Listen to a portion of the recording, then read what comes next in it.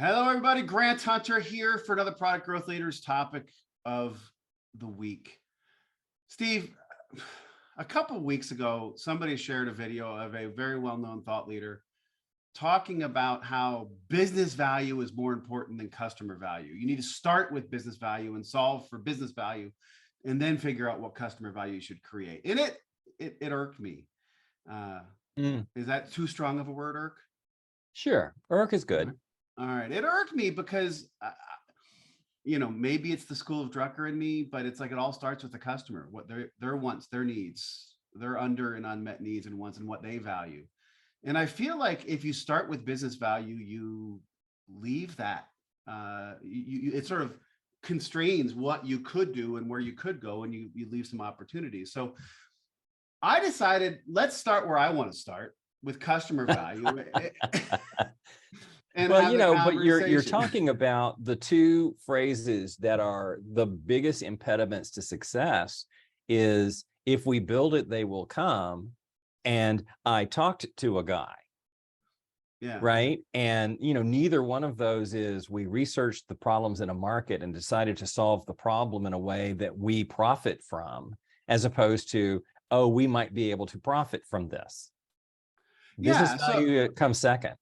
And actually, Roger Martin, in his latest book, and I can't remember the name of it, actually has research that shows that if you start with business value before customer value, it's he goes, you need to start with customer value. So I thought I looked through the logs of all the conversations we've had on topic of the week and realized the only time we ever talked about customer value was in a pricing discussion like some years ago.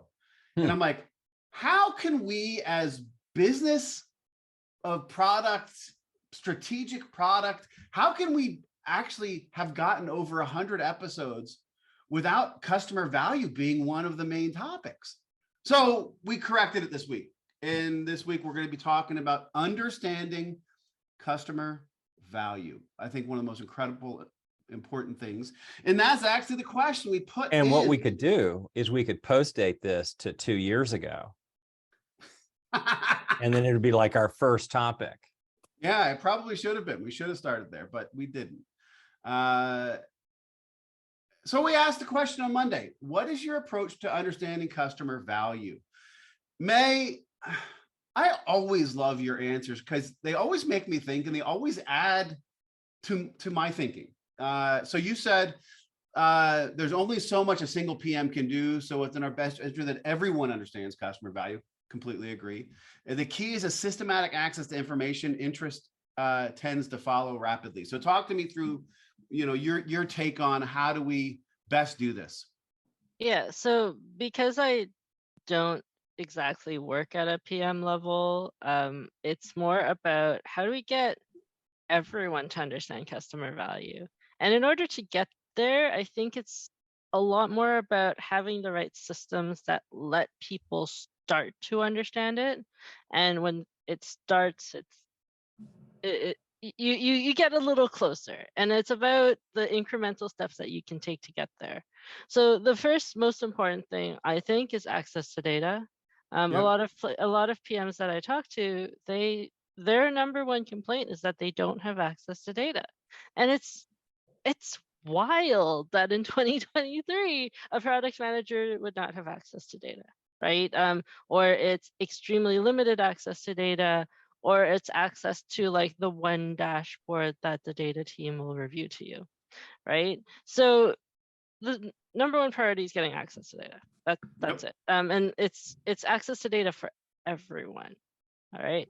So once you have access to data, that's not enough. You need accessible access to data, because just because you have a login doesn't mean you'll use it, right? So if you are a designer and you're not really well versed in the world of data, like how likely are you going to look at the data, right? So what if it's easy enough to use, you've done the necessary training, why can't salespeople go in and look at data? Why can't we create that expectation that everyone coming to you with an idea has checked the data to say, hey, like what I'm saying is true, because like look at look at this data backing up my claim, right? Wouldn't that be amazing? It's interesting because the accessible access to data, I've had a few debates on the social media sites about, somebody keeps saying that one of the biggest skills for product managers is to know how to write SQL queries. And I tend to say, no, I don't think that's something we should be focused on. There's data analysts we have for that. But, is this where the whole reporting and BI stuff has really, the tableaus and that type of stuff, is this what you're talking about? I came across a tool where you type in the thing and then ChatGPT will generate the SQL query for you, or Oh, like wow. their version of like their text implemented AI will generate the SQL query based on, your data structure in Mhm. that specific tool. So I think, like, how much do you need to know SQL? If you need to dive really deep, sure, right? Yeah. And the other two things or three things: access to users, access to curated learning, where you like distill that information to people who don't have time to go and dig deeper, and then access to discussions to get people used to talking about what they've learned, but also challenging the status quo and creating that culture of psychological safety. So that's the five-pronged, extremely wild approach to beginning to structure a system where people can understand customer value. What I like though is you tie I'll say the subjective or qualitative with the access to users, curated learning and discussions, to the objective or quantitative with the data that's accessible to you. So if you can get to a point where you can understand the value you're creating for them because you understand their business, their pains, what you do for them, that's an amazing point. Even in our metric stuff, if you could have a metric which is value created for your customer, wouldn't that be wonderful? Because you understand it so well. Steve, I keep thinking about your macro tool. Yes. I get an email every week from Text Expander saying, here's how much time we saved you in typing this week. And also Grammarly has started sending me emails telling me how wonderful I am as a writer, which I'm truly delighted by. They're like, you wrote this many words this week and you used more vocabulary than 90% of our customers, and all sorts of glowing things about my writing, which it just cracks me up every time I read it. But I keep using the products because they keep reminding me how valuable they are to me. So it's not, we caught 15 dangling participles. No. They catch that in real time, but they don't tell me a report about it. Yes. Okay.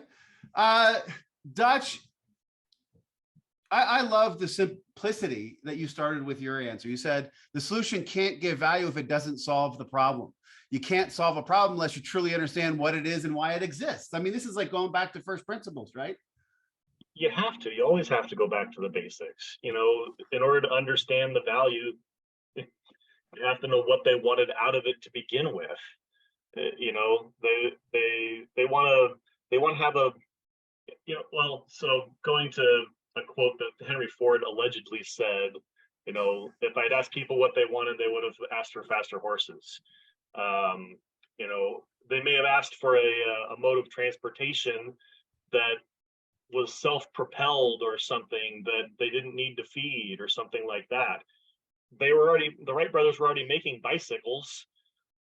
Maybe they needed to make a tricycle or a quadcycle or something else. No, they made an airplane. It's a matter of what resources do you have, what problem are you trying to solve, and I think I mixed my metaphors there with Ford and the Wright brothers, but I think you guys know where I'm going. I want to go deep on this, Dutch, because I truly believe that transportation, whatever mode, is one of the most messed up. It's like, how come Hertz or Ford, for that matter, couldn't think of Zipcar, right? If you're solving the problem getting from point A to B, right? Isn't that what Ford does? Right. We get stuck, and maybe this is making my back to A, hopefully. yeah, true. but maybe this goes to my opening, right? If you're focused only on business value, it limits you to what was already within your current realm and business model and what's going on. Right. And I think that, Grant, I think that the automotive companies are in the automotive business. They don't think of themselves as being in anything else. And as they look ahead to self-driving cars, they're like, this could really impact our business. Yeah, Well, it really could. They're in the business of building and selling cars. There was also a model where they could have rented cars, but no, they're letting other companies buy their cars and they're handling it. So yes, there's a problem. Yes, there's a solution for it, but does the business need to solve that problem? Or is that for another business? And so, what value are you giving to your customers in your niche set, and be a master of that? And going back to like what May was saying about making sure that the whole company understands what value you're giving customers. I worked with an organization that, one of the user types was supposed to be anonymous. And every time someone had a great idea, they're like, oh, we can do this. And I'm like, okay, I've been preaching this for over a year that these users are anonymous, and that feature can't be possible with an anonymous user. So because I kept saying it, it obviously wasn't being translated, recognized. And so I started asking the question. I was like, okay, so if you were an anonymous user, what value would that give to you? And they're like, oh, yeah, we can't do that because they're anonymous. I mean, so I put it on them of trying to answer their own question instead of me telling them, stop doing these things before you even come to me with it. Make sure that it makes sense and that it's adding the right value. And, Dotson, I'm going to take this chance to go down a path here because you really triggered it for me.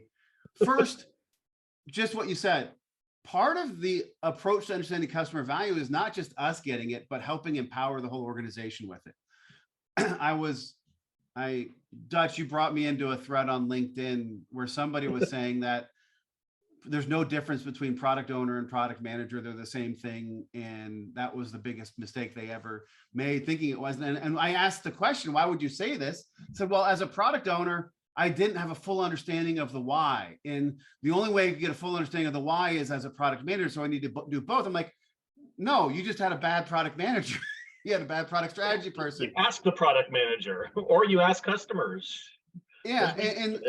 And so part of the understanding, part of the customer value thing is we need to realize it's not just for us, right? It's for everybody in the organization. And if we can get everybody in the organization understanding that, thinking that, living that, holy crap, what a great, would you rather be going, hey, we're changing these people's lives by doing X, Y, or Z, that's saving them time, saving them money, making them feel safe, whatever it may be, or, hey, we're increasing our retention rate by 5%. Which one are you going to get people lined up behind?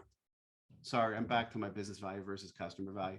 The second thing, can I jump in on that? Yeah. I had a session years ago with the product manager for, what is the tool that keeps track of your expensive car? Like LoJack? Yes, there we go. Thank you. I don't know why I couldn't think of that. Literal track. Like, where is it? Yeah.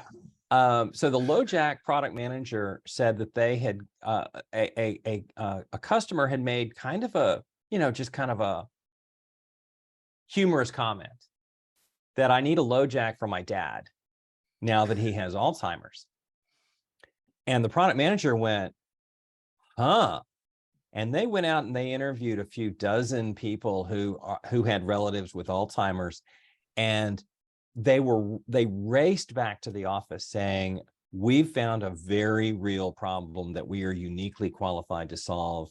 And the whole business, they created a whole new business unit around this customer value that they were uniquely qualified to solve.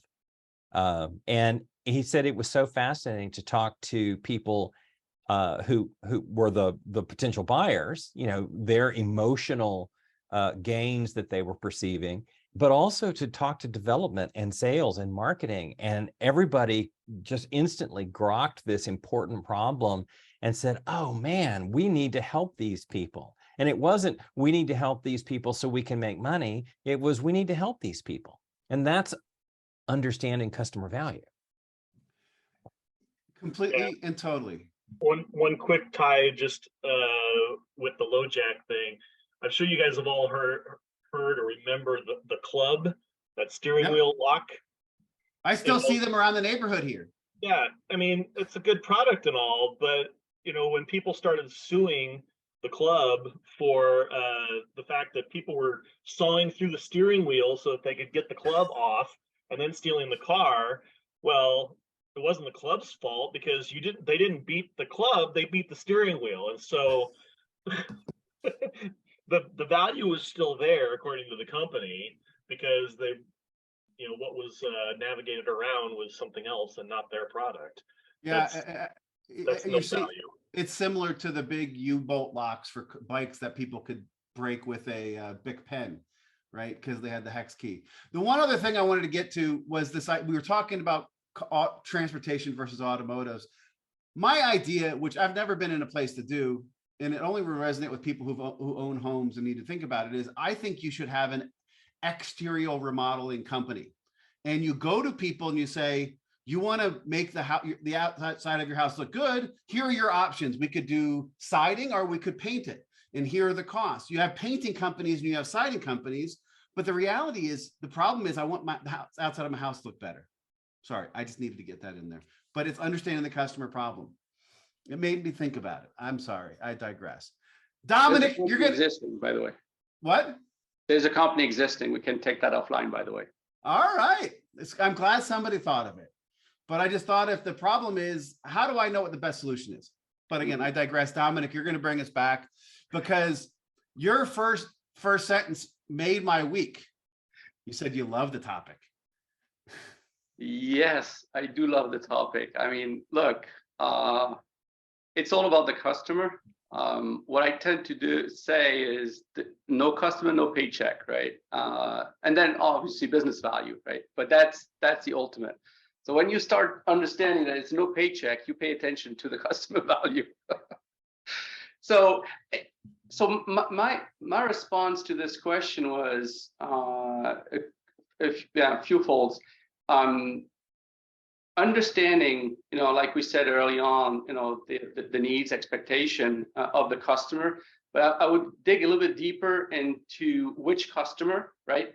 And clearly identifying personas, because this is where we're leaving on the side sometimes customers that we have not identified in a business model. And I think understanding the various personas we are dealing with is absolutely key. And to add to the data needs that May was mentioning early on, I may be old school, but visit your customer, sit down with the customer, take the customer by hand and understand how he uses or lives the product. And, from various experiences, we realized that in the portfolio we had some products, and in doing so, we're identifying new business models, new areas, and I'm talking about white spaces, right? This continuous, element of feedback loop. When you talk with the customers, sometimes, and Cory, you were mentioning, early on, it's like, sometimes the customer doesn't know what he needs, or we're selling, it's important that we walk with the customer and live the customer's pain point, right? To get to what we're trying to accomplish. I completely and totally agree. And I think it's the value, understanding the value that they're going to get, understanding what they're trying to solve, the problem. And we're going to see a lot of it this year. I was just working with a client this week who has an AI-based product coming out. And I was reading some of the problem stories, and it's like many of the problem stories are purely just, oh, we can use AI to do something. I'm like, well, why? What are they going to, do they care? Who is the persona? What's the problem they have? What gets better? Why do they need this? And we were talking market problem statements. I'm like, you need a who, you need a what, who has a problem, your persona of the segment, what is the problem, and why would they want to change? And so I crafted a problem statement for them based on some of the data they shared. And the client was like, wow, yeah, we don't do that here. That would be really good. But I think that's the thing, is if you can't really do that too often, somebody earlier mentioned that if you build it, they will come type stuff, right? If you don't really understand the user, the problem, the persona, the value they're going to get, you shouldn't do it. And that's what I said to him. If you can't tell me your differentiation, if you can't tell me the segmentation you're going after, and if you can't tell me the value prop, you shouldn't be building it. Right? Those three things. May. On the topic of site visits, as Don was saying, it's really interesting the different levels of insights you get when you're physically in person. Because like in this age, we're so used to Zoom calls, we're so used to like asking questions over a virtual medium.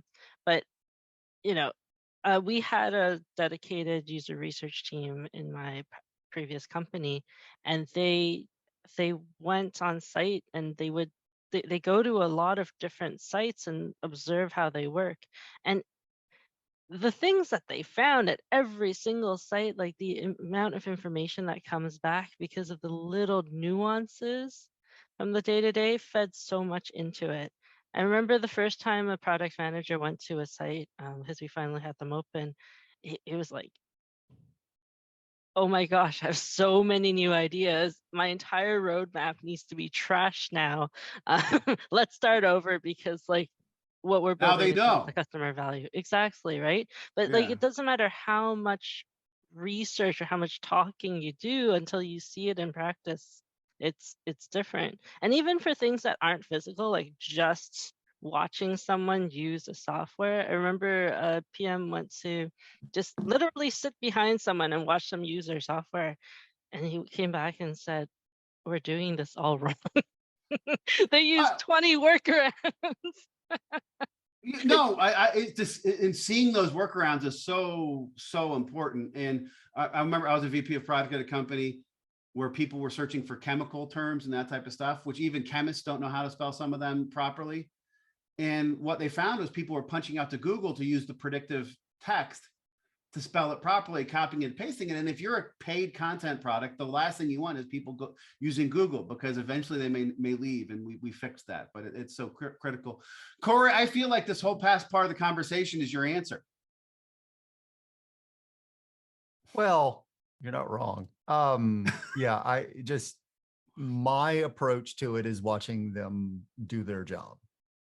I have sat with dozens and dozens of people, watching them work, watching them how they work. And I don't care how they do it. I just want to understand what tools they use, how much do they use our product, or have the problem or whatever, is see where that is. And I love it when they get emotional. So it kind of leads into other answers, but I love it when I see them bang their fist or throw their hands up or go, oh my God, I got to wait for this. Or, hey, now it's time for coffee because this thing's going to take 15 minutes. I love those types of moments because they show you where the impact is. They show you where they value things. They, as individuals trying to get a job done, that's what they find valuable, not what the company wants them to do, not what their manager is pushing them to do, but what they find valuable. Or even in a BDC setting, what do they want to do? Is it something where, they just want sandpaper that works better? Do they want an app that works better? Do they want, to sit down and watch TV and not have to sign in and say it's my account, not the kid's account? Yes, I care about this. No, I don't care about that. And please stop asking me questions so I can watch my show.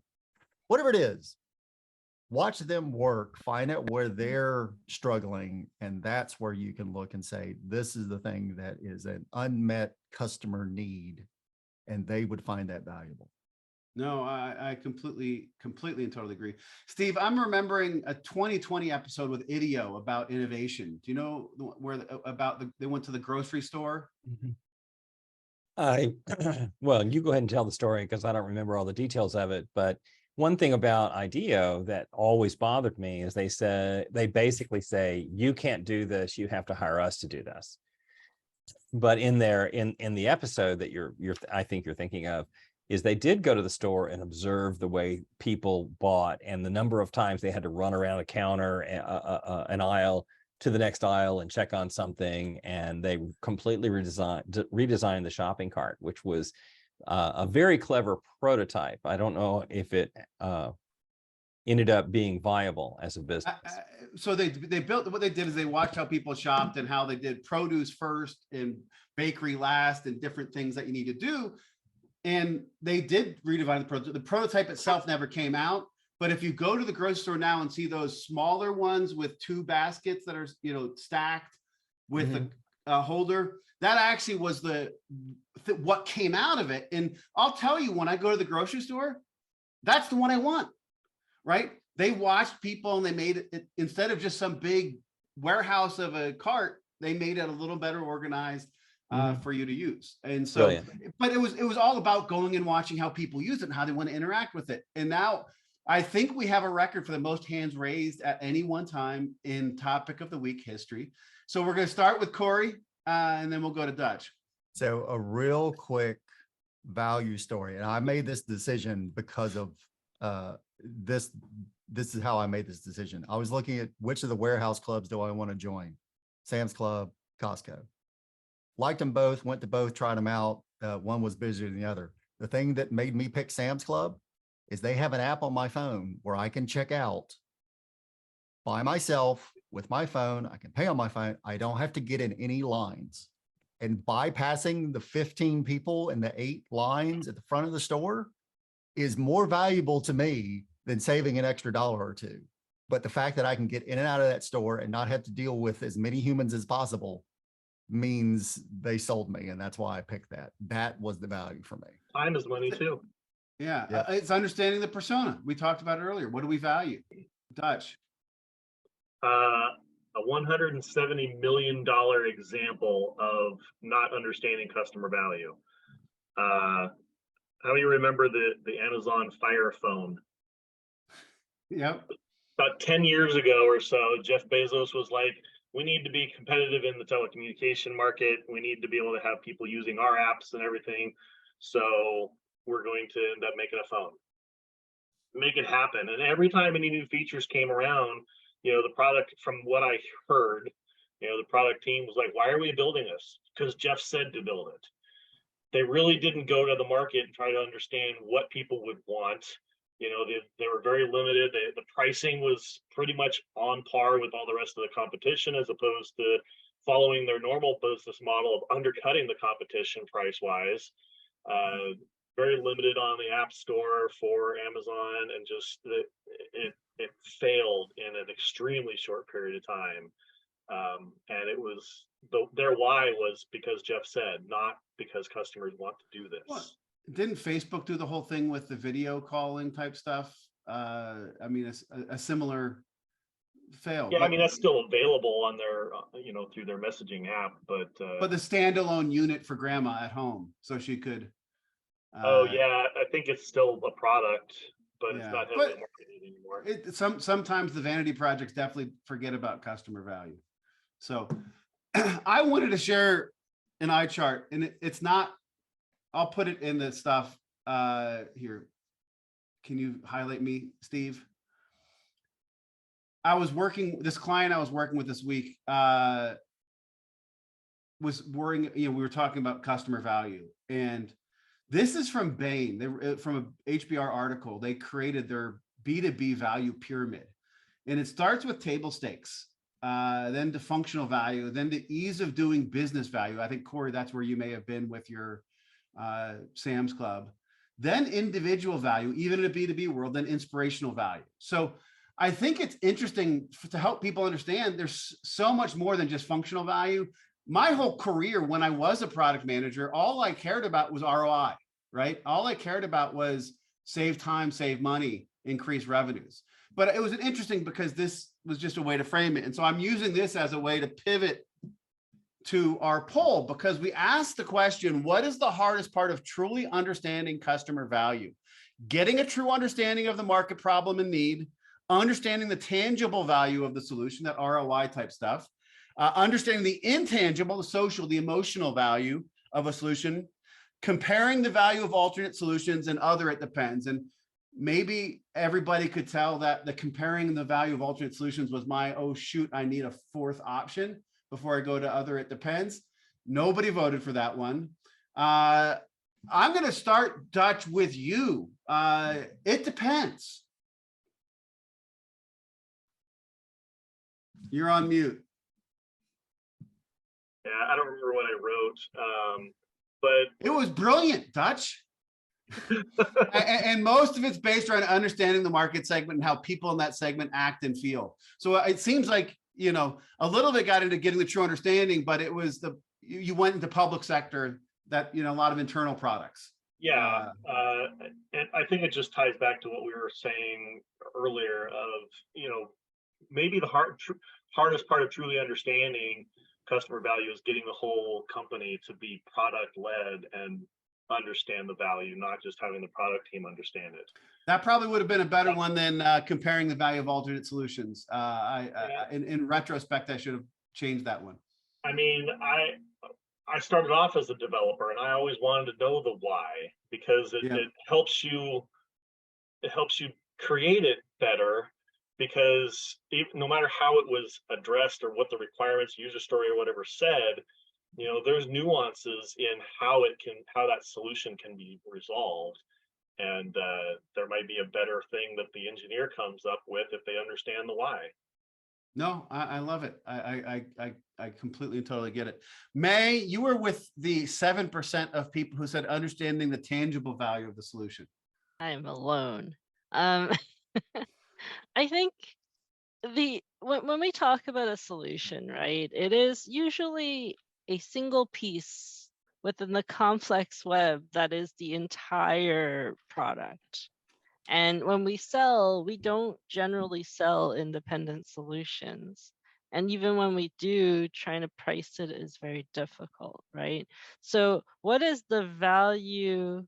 Like, it's like asking, how much would a customer pay for this? Well, I mean, like, how much money do they have? The standard B2E answer. But it's more about, like, I think, you know, it's actually not too hard to understand, I feel, the intangible value, because you can just ask people, like, how much do you want this?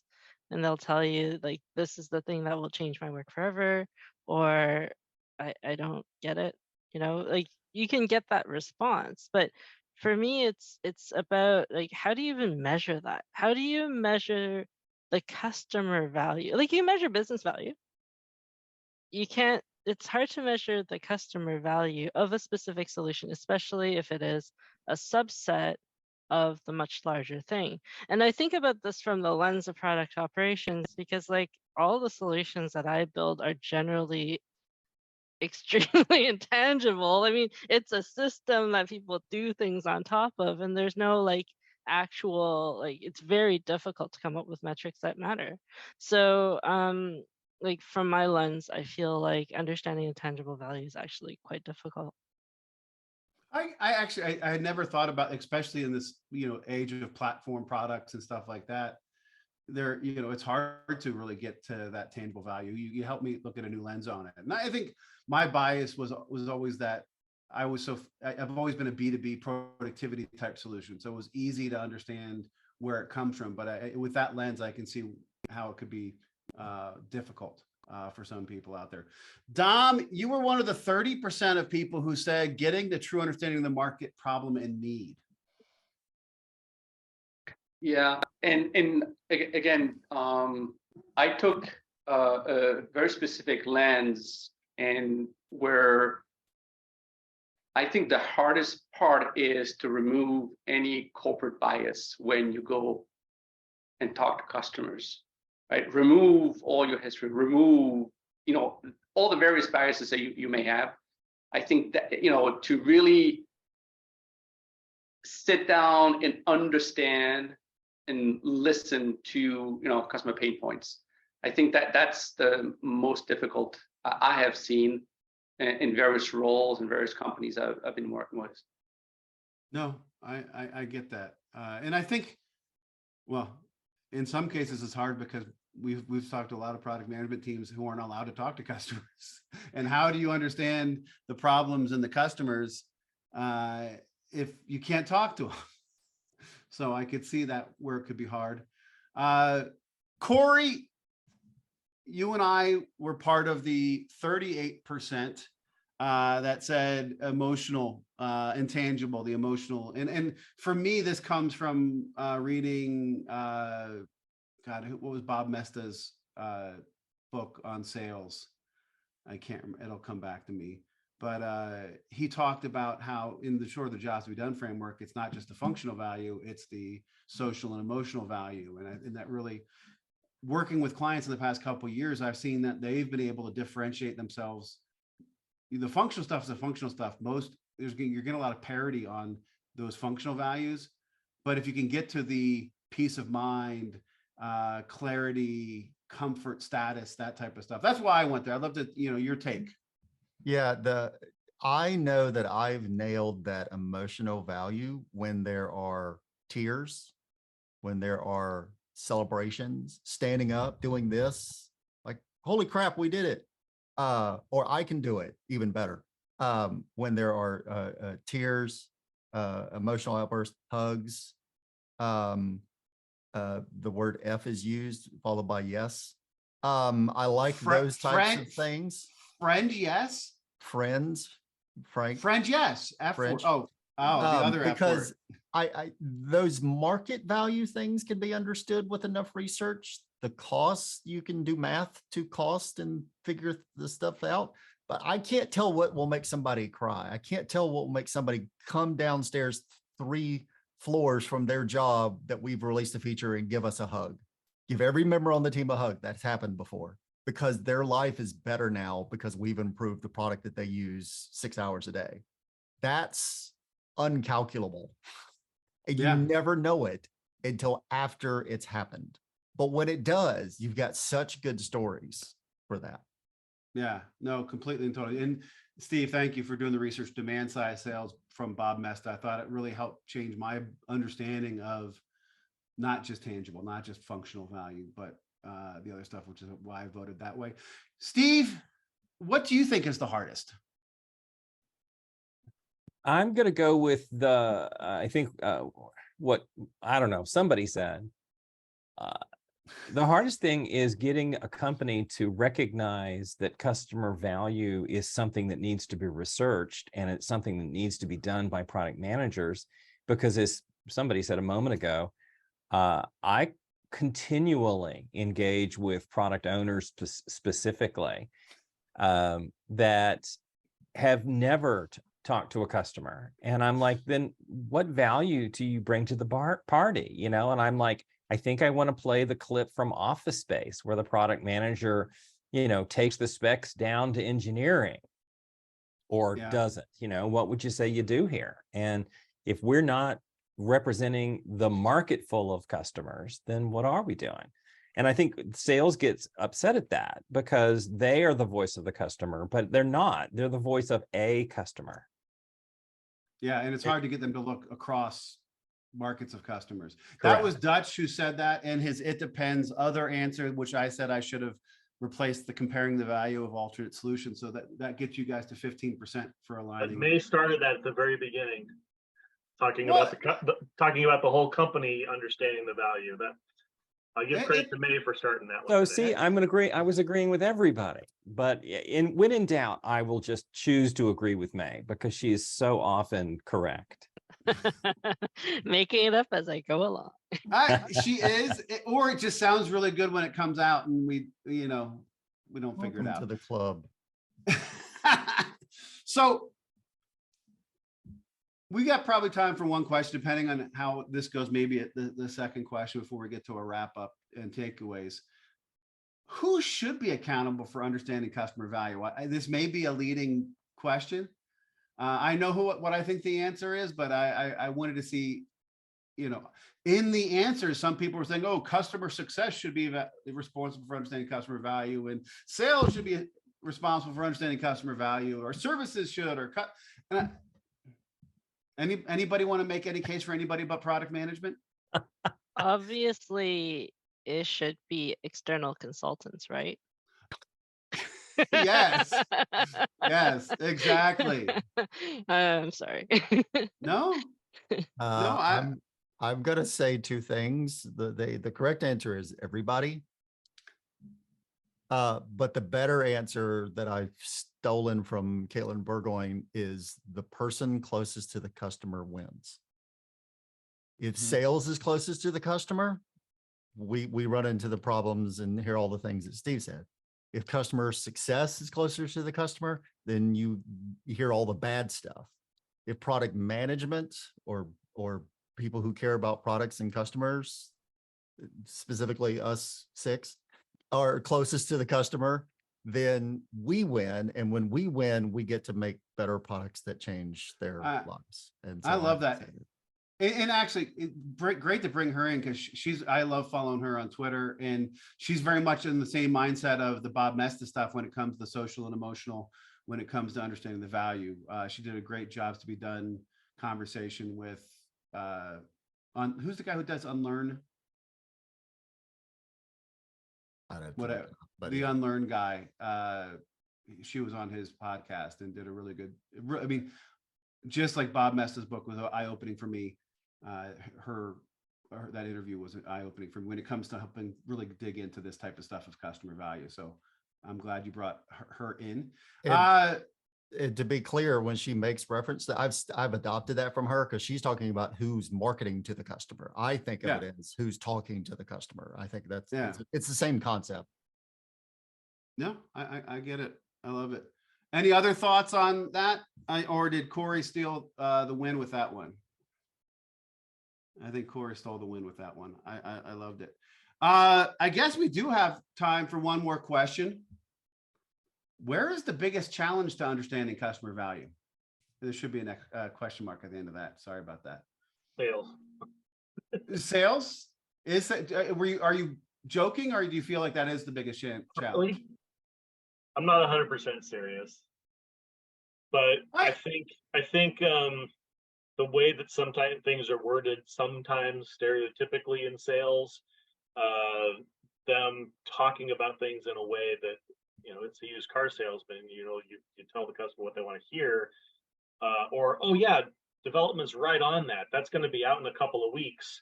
And it just barely went from the roadmap to the backlog, or maybe it's not even just the sketch pad, not even on the roadmap yet. Yeah.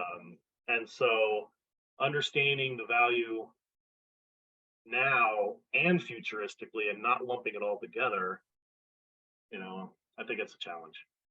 I agree. And I think that I would be more the shiny object syndrome, because the problem with sales is the customer value is different every customer they're talking to.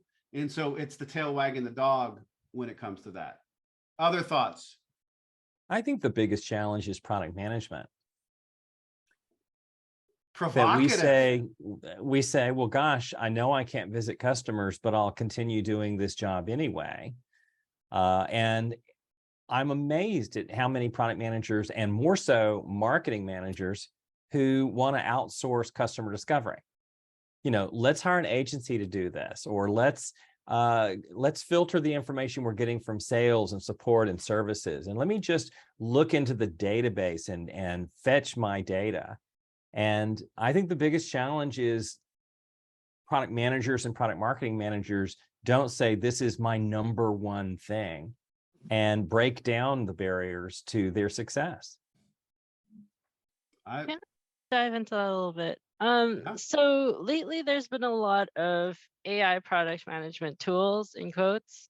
And a lot of people are saying, well, we, especially large scale enterprise B2C, we get a lot of feedback. So our product managers don't have time to read 1,000 Twitter posts or whatever. So let's aggregate and use, these chat tools to summarize and condense that into a large scale customer value things. And there's a part of me that says, yes, but the summary is great, but the part of understanding customer value is reading between the lines, right?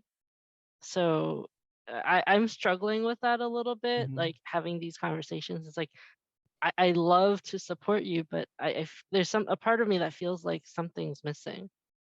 I'd be Subtlety. interested. Yeah, I agree with that. Steve and I were talking earlier this week. I think that there's a place where authenticity and original thought are going to be a differentiation compared to AI because everybody can get stuff. And I wonder how much AI is going to be the warm tea, right? If you survey people, which do they prefer, hot tea or cold iced tea? If you did the average, it's going to be warm tea, right? And so is AI just going to sort of miss the subtlety of the segmentation and do that? I don't know. Cory, you got your hand up. Save me So- from myself. Other than the right answer, which is getting your company to care about it, I think the second biggest thing and the more problematic thing is getting customers to really tell you what they're thinking. I used to work with a development mentor who said that he had the complete and utter lack an ability to read people's minds. So So you're he could taking us talk back them. to our superpower conversation a month I mean, ago. it gets back to that. And somebody, I was mentioning it to one of the team members today, and they said they like the phrase "think louder." And I thought that was brilliant because if I'm sitting there trying to watch somebody work or trying to understand the problems, if they don't tell me their thought process and what they're doing, I can guess and I can see, but I can't understand how they're thinking about things or what they're thinking of. So for them to tell me what they find valuable, it would be great. I would just come out and say, here's what I find valuable. Bing, bing, bing. Yeah. Apart from that, they have to walk me through their process and finding customers that are willing to do that. Some people aren't willing to walk you through their process. They don't want to talk about it because they don't want to be seen as dumb or incompetent or whatever. So they won't tell you those things. And if you're a product manager trying to interview a customer who doesn't want to seem incompetent or unsure, you're not going to get the truth from them.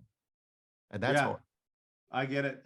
Dom, any last thoughts on challenges before we head to the wrap up?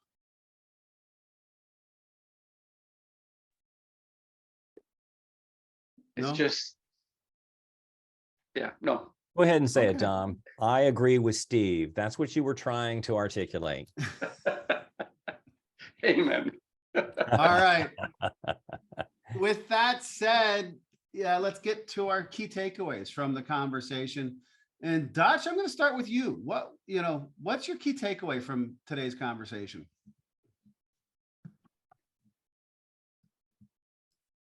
Everybody's job to understand the why, or at least have access to the why, which is usually the product manager. Yes, you may be hearing that from me in a little bit. Dom, key takeaway.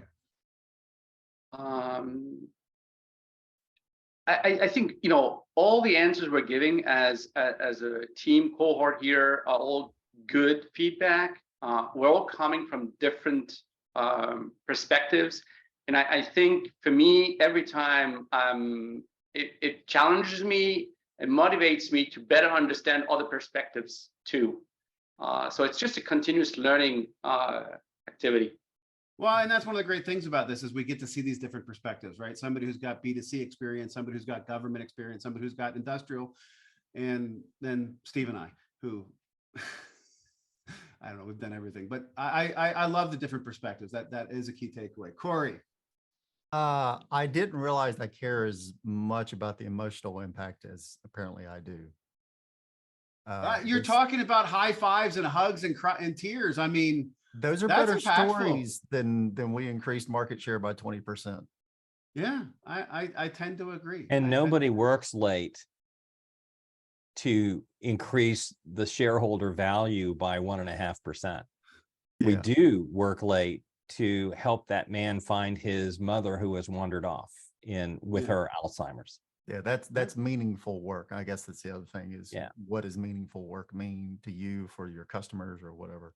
And if you can understand that customer value, it becomes more meaningful for your team, the organization. Yep. May. I learned that Cory has feelings. No, I'm kidding. No, I learned that I think we all care very deeply about, the work that we do. And it shows when we talk about customer value, because it's like really why we're here and why we actually care about product management, because we want to build something that makes sense and that matters. Like, even though we're all working in fairly different fields, like the end result's the same. We want a product that does something and it helps the Yeah, people who need to use that thing, who needs I that agree. problem solved. Agree completely. Steve. I had an idea a moment ago and then I lost it. I think that I agree with everybody that everybody needs to embrace customer value. And yet I challenge all product managers to say, you know, what is your distinctive contribution to your company? It's probably not filling out Jira tickets. And if leadership really thinks about value, they realize that sales is closest to prospects, not to markets. They realize that development is closest to technology. Who's their go-to for market insight? And you want the answer to be product management. Yeah, I completely agree. I'm building and building and building. The first thing, you know, Cory's talk on it's who's closest to the customer in the market, as Steve's saying, the stuff from Caitlin. And we need to be the people who are there understanding it and getting it. But then we need to be the amplifiers who empower the whole organization with that understanding. And if we can do that, that's where we can do great things, because people have passion and purpose to deliver change for these customers who they've gotten to know and love. I think that the final wrap up is, boy, I'm pissed at myself for taking over 100 episodes to get to customer value, because from this conversation, I'm like, holy shit, customer value. Maybe we need to rename it Customer Value Manager, right? Because this is where we are and what we need to do. And so wow, what a great conversation. Next week, we get to take on the other side of this. It's about delivering business value. And so we'll start talking about how do we deliver business value, because what our goal is to do both, right? Deliver customer value and deliver business value. So guys, thank you so much for this amazing conversation. Again, every week I learn, I grow, new perspectives. May, you open my whole mind to thinking about platform and other things when it comes to the value, intangible value being hard when it comes to that type of stuff. And this is why I love this. This is why it empowers me every week. It right powers me up and it gets us going. So I want to thank everybody, Dutch, Dom, Cory, May, my friend Steve. We do this every week. Monday, the question goes in. Wednesday, we do the poll. Friday, we have these amazing conversations.